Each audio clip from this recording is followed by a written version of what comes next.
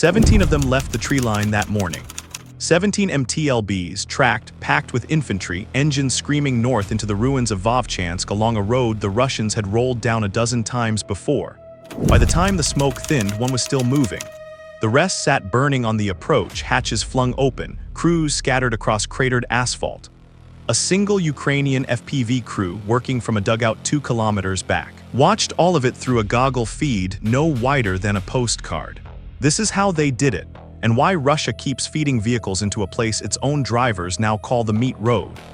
That clash, credited to the 57th Motorized Brigade and shared as Ukrainian brigade footage, is one engagement in a much larger pattern. And like everything in this video, it comes to us the way frontline war usually does now, through one-sided Ukrainian military releases, geolocated combat clips, and open-source intelligence channels stitching timestamps together. Treat the numbers as the defender's claims, not a neutral audit. But the shape of what is happening around Vovchansk is confirmed from too many directions to dismiss. Russian armor goes in. Russian armor mostly does not come out. Start with the ground itself.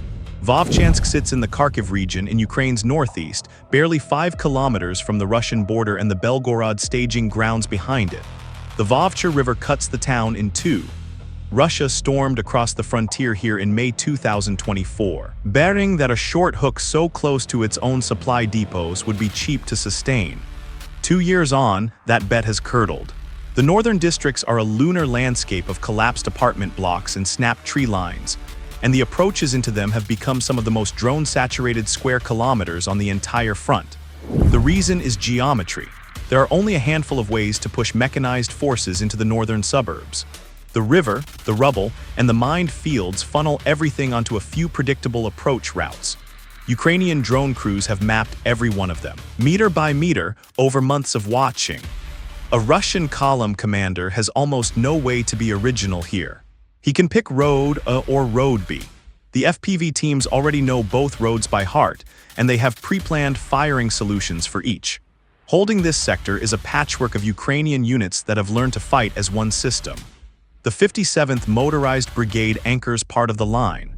The 113th Territorial Defense Brigade holds ground and feeds targeting information. The 429th Separate Unmanned Systems Brigade runs dedicated strike drones. And along one seam works an FPV team from the State Border Guard's 4-post brigade, a cell that goes by the call sign Apex. None of these units is famous.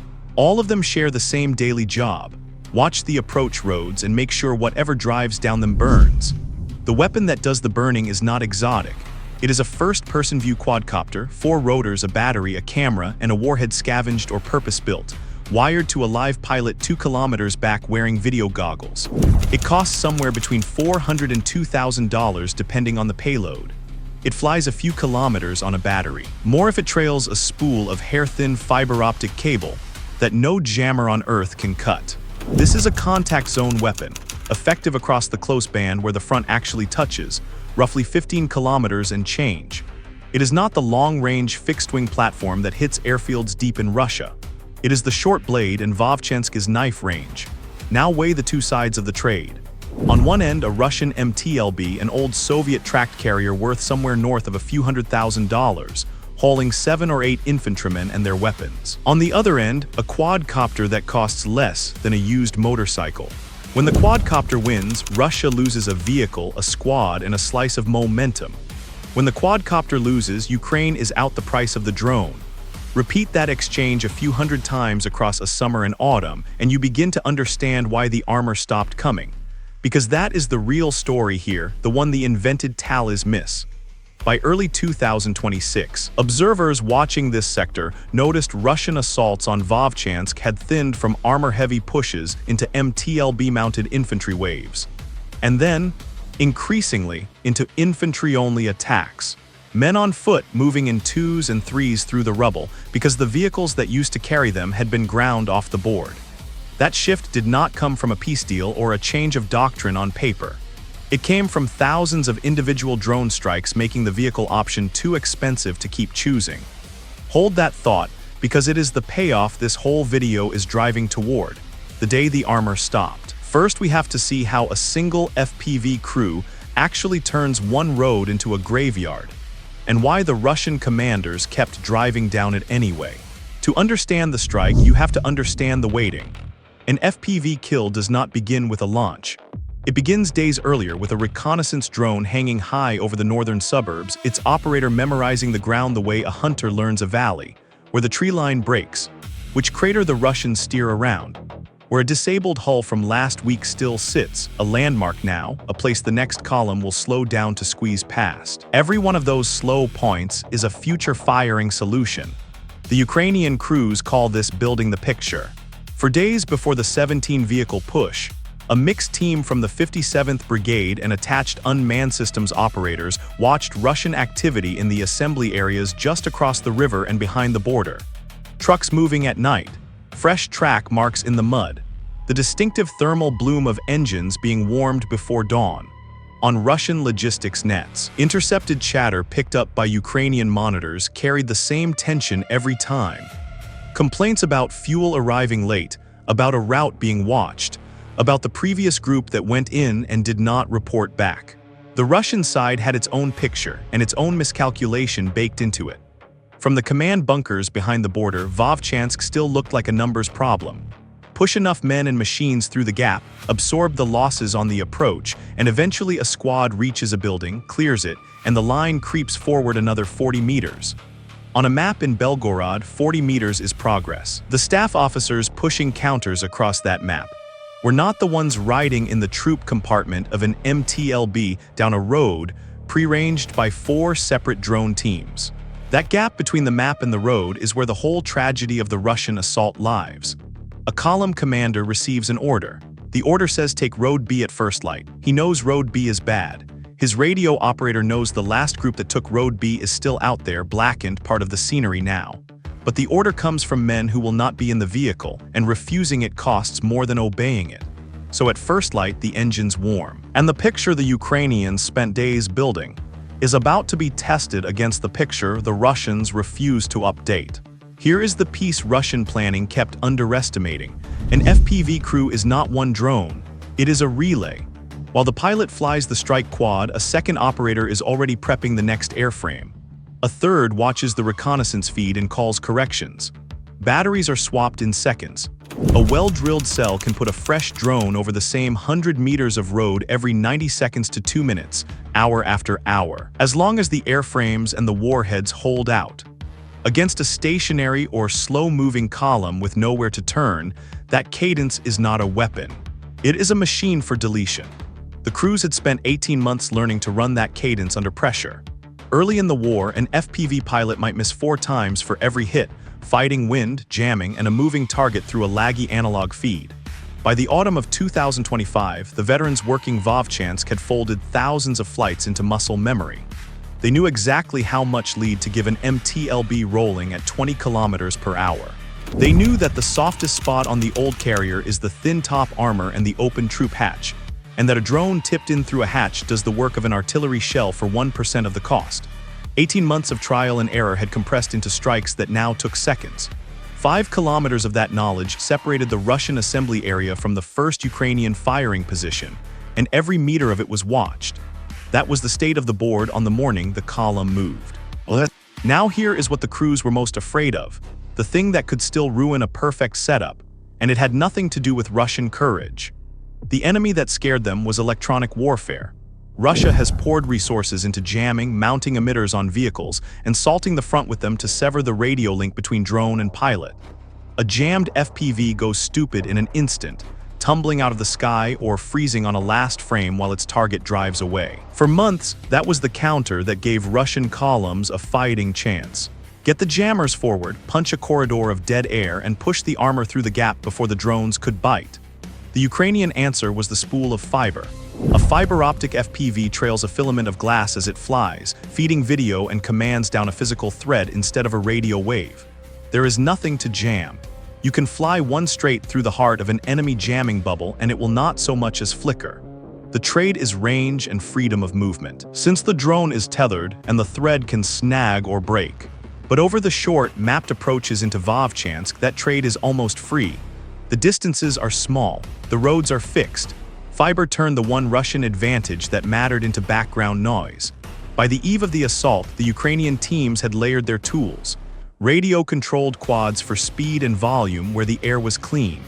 Fiber optic quads held in reserve for the moment Russian jammers lit up. Reconnaissance drones stacked overhead to spot the column the instant it left cover.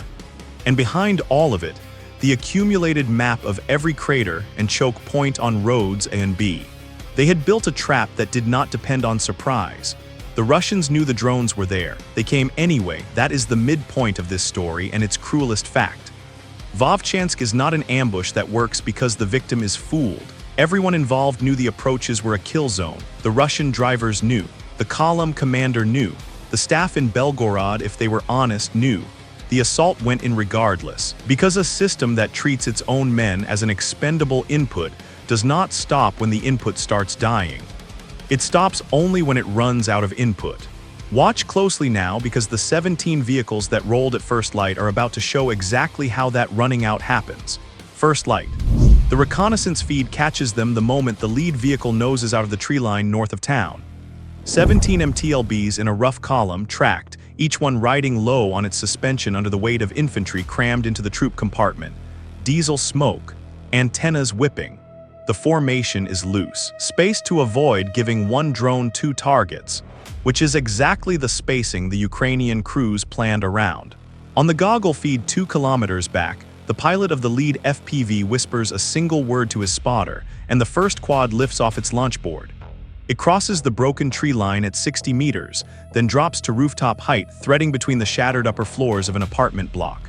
The pilot flies it low and fast down the axis of Road B, the camera swimming with the motion, the horizon tilting.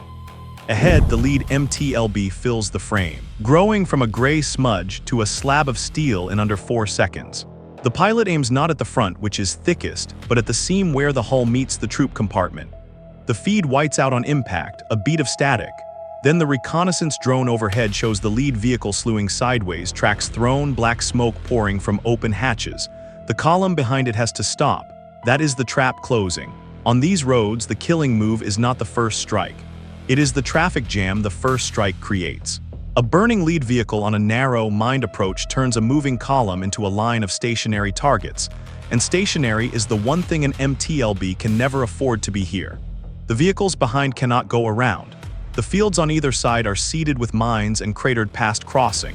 They can reverse slowly in sequence, or they can sit and wait for their turn. The FPV crew has already picked up the next airframe. 90 seconds. The second drone is up, following the same low corridor, this time slamming into the third vehicle in line as its crew tries to reverse. The reconnaissance feed shows infantry spilling out of the rear hatch of a stalled carrier, running for the rubble, and here the crews switch weapons, because scattered infantry in the open is work for the smaller anti-personnel drones, while the tracked hulls stay the priority for the shape-charge quads. 2 operators fly at once now, staggering their runs so one is always inbound while the other reloads.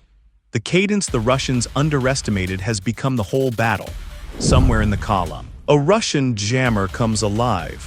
The next radio-controlled quad tumbles, its feed frozen on a last gray frame of asphalt, and drops harmlessly short.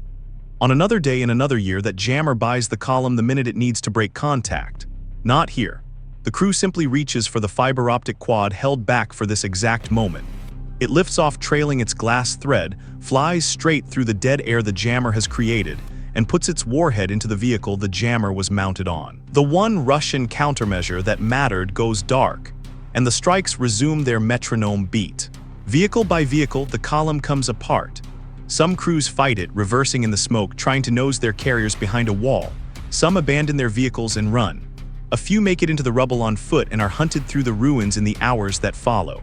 The tracked hulls, the thing the whole assault was built around, die one after another on the open road, each one a fresh landmark for the next drone to steer by. The reconnaissance operator, watching from above, calls the count as it climbs, and the number he reaches by the end is 16. 16 of the 17 MT-LBs destroyed or abandoned and burning on the approach. One vehicle drove back out. In the same fighting, brigade footage credits the crews with a Russian tank caught in the same corridor, one of 3 that tried to support the push. The other 2 turned back. The infantry the carriers had been ferrying were left in the worst possible position, on foot, in the open, inside a kill zone with no ride home. What began as a mechanized assault ended as a scattering of survivors trying to crawl back the way they came, past the burning hulls of the vehicles that had carried them in. That is the single clash the 57th Brigade put on record. It is not the only one. Across the same weeks, separate footage from the sector showed other crews logging their own hauls against the Vovchansk approaches. In one 24-hour stretch, geolocated clips credited Ukrainian teams with 3 BMP-2 infantry fighting vehicles and 4 tanks destroyed along the northern axis, each one attributed to its own strike, each one its own small disaster for the unit that lost it. These are not one continuous streak by a single company. They are separate cells, separate days, separate roads, all reporting the same result. The pattern is the point. No single drone crew has to be legendary. The system as a whole simply never lets the armor through. Then there was the engineering vehicle. On one of these days, the 429th Separate Unmanned Systems Brigade caught something rarer than a tank in its sights. An IMR-3M combat engineering vehicle, a tank chassis fitted with a heavy dozer blade and a crane arm, built to clear obstacles and breach the very minefields and rubble that were funneling Russian columns to their deaths. The IMR is not a common vehicle. There are not many of them, and each one is worth far more than the carriers it clears the way for. Losing it is not just losing a machine. It is losing the tool that was supposed to make the whole approach survivable. The strike on the IMR closes a loop worth naming. That engineering vehicle was Russia's answer to the trap. The machine meant to reopen the roads, fill the craters, and shove the burned-out hulls aside so fresh columns could pass. A drone costing perhaps $1,000 ended the multimillion-dollar solution to the drone problem. When your countermeasure to cheap drones is an expensive vehicle that cheap drones then destroy, you have not solved the problem. You have fed it. That single exchange, glass thread against dozer blade, is the entire economics of Vovchansk in one frame. Now the accounting, because destruction on this front is measured in more than smoke. Every MT-LB removed here is a carrier that will not haul the next squad forward. Every tank is a direct-fire gun that will not level the next Ukrainian strongpoint. Every scattered infantry section is a group of men who reach the fight already beaten, on foot, exhausted, with no vehicle to fall back to. The Russian order of battle in this sector is not being reduced on a spreadsheet in some future report. It is being reduced on the road in real time, hull by hull, and the men in the bunkers behind the border are running out of ways to replace it. Listen to the other side's own words for the confirmation. Intercepted chatter on Russian logistics and command nets, monitored by Ukrainian teams, carried the strain the footage only implied. Reports of columns that went in and did not come back. Arguments over whether a road was passable. Requests for vehicles that could not be granted because there were no vehicles to grant. A Russian commander does not need a Ukrainian analyst to tell him he is losing armor faster than the depots can refill it. He can hear it on his own radio, in the voice of the man reporting that another group is gone. The casualties in these vehicles were exactly what the invasion advertises for and pays for. The men riding into Vovchansk were, in the overwhelming main, contract soldiers, contractniki, volunteers who signed for the signing bonus and the combat pay, sums that dwarf a provincial Russian wage, to cross an internationally recognized border and wage war on a country that did not attack them. The crews that did not get out of the carriers did not survive the impacts. That is the plain fact of it, and it is where the humanizing stops. They chose the road. The drones were already over it. So step back to the pattern this all serves, the running out this whole story has been driving toward. Individual clashes like the 16 carriers, the 4 tanks in a day, the rare engineering vehicle, do not add up to some single tidy tally. What they add up to is a trend, and the trend is the real headline. Through late 2025 and into early 2026, Russian assaults on Vovchansk visibly downshifted. Armor-heavy pushes gave way to carrier-mounted infantry, and carrier-mounted infantry gave way more and more to men attacking on foot. By early 2026, the sector had been described as reduced largely to infantry-only waves. That downshift is a confession written in tactics. You do not send infantry to walk across open ground under drones if you have any better option. You do it because the better options are burning on the approach roads behind you. When an attacking force stops using vehicles, it is not because it grew clever. It is because it ran out of vehicles it was willing to keep losing. And the thing that made losing them unbearable was a swarm of quadcopters costing less than the fuel the carriers burned getting to the fight. Which returns us to the meat road, and to the 17 carriers we started with. The one that drove back out carried the only lesson the assault produced, and it was a lesson Russian command had already refused to learn a dozen times. The roads into northern Vovchansk are watched by crews who have flown thousands of times over that exact ground, who cannot be jammed off it because they fly on glass thread, and who can put a fresh drone over any 100 meters of asphalt every 90 seconds until the airframes run out. Against that, a column is not an assault, it is a delivery of targets. The strategic weight of it reaches past one town. The FPV crews of Vovchansk did not win a battle so much as delete a Russian capability, the ability to maneuver armor forward in this sector at acceptable cost. That capability is not coming back with a resupply, because every resupply that tries the road meets the same crews and the same drones. The border of what is safe has moved. The stretch of ruined suburb that used to belong to Russian carriers now belongs to the pilots 2 kilometers back, and it will stay theirs as long as the batteries hold and the fiber spools out. 16 hulls on one road on one morning, credited to one brigade. Multiply that across the units, the days, and the approaches, and you do not get a number. You get a decision made for Russia by physics and arithmetic that the armor would stay home. The invaders came to take a town 5 kilometers from their own border, and the cheapest weapon on the battlefield made the last few kilometers a road they could no longer afford to drive. The wrecks are still there, so are the crews. The road is still watched.